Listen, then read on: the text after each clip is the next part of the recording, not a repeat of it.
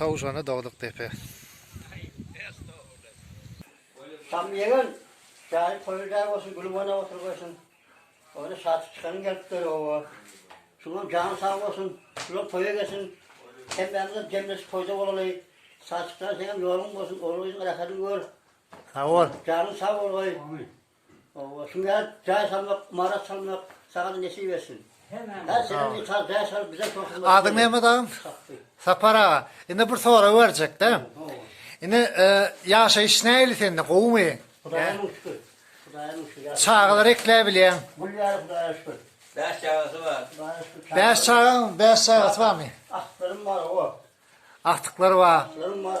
Ha yaşlının canı sağ olsun prezidentimizin. Arkadaşımızın canı sağ olsun. Şunun bize şu alacak bir uçağı sever payla. Şamlı nimine cahil oldu. Göreceğim olup olmayı. Yo yine soru da yaşa iş kıyın diyorlar da bizde kıyın mı? Ya bizde de kıyın yaşık yok. Yaşık özüne bağlı. Özünün varsa yaşayan. Özünün iyimlamasan kıyın da. Özünün iyim. Yatar yok iyim var mı? Yok. Oo. Ne diyeyim orada atıyorsun da ben biraz geçip iyisen köyün var, iyisen nanın var, suyun var, suyun var, yıkansının var. Orada. Yatsam hiç kimden sana veriyor? Yatsam öğrenirsen bir daha.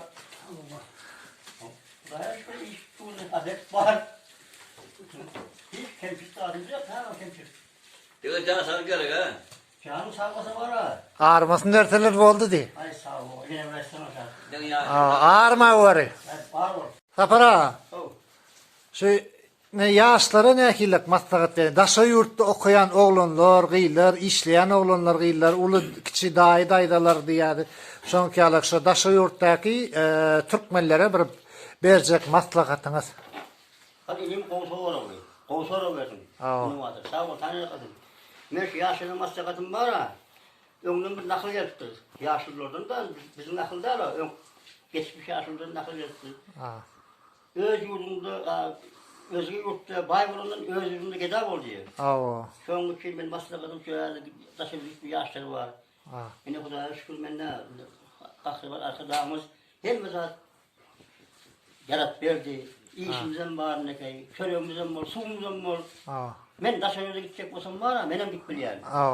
Elimde gücüm var, kudretim var. Ben ovamda iş yapıyorum, işim var.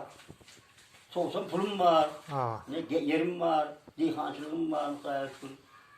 Ne yapayım, yaşlıları verecek maslahatım, yaşlıları yanılışmam. İyi ulu baylık çağılan aktıklan var. Çağılan yanında girip çıkanın, kapıyla girip çıkan. Çağılan gözünü getir. Kalkım geliyor, öğlen yurt çıkar. Ulakın baylık. Benim için. Göz fikrimde. Yanlış mı? Başladı bizi yurda bayacak benim. Ben baylığım ki, hocalığım. Ben baylığım da çünkü maskulüm, ben baylık ki. Ben mağna ederim bir şey görmem. Bana da detaylı bir tuğul. Yaşa yanlış mı? Öz öyümüzde, öz hocalığında bir çıkın, çağılan yanında bir çıkın. Başkalarım çok. Başka yurda gidecek, ben bayacak. Falan doları işe kayıttım. Falan maşin binittir. Maşinimin ovada da götürür sana maşin. Ben mesela sen nun dolu istemezsin. Nun dolu olanın nun dostun olanı oluyor. Biliyor musun yani? Dost diyen... Kıyınçılık günü dostluğundan var. Kıyınçılık dostluğundan diyor. Sonra kimi ötük yaşlara kayıştım. Ne yapayım? Ovada yürüyün. Önümüzden gidiyorsunuz. Sağlığın rakatın olun.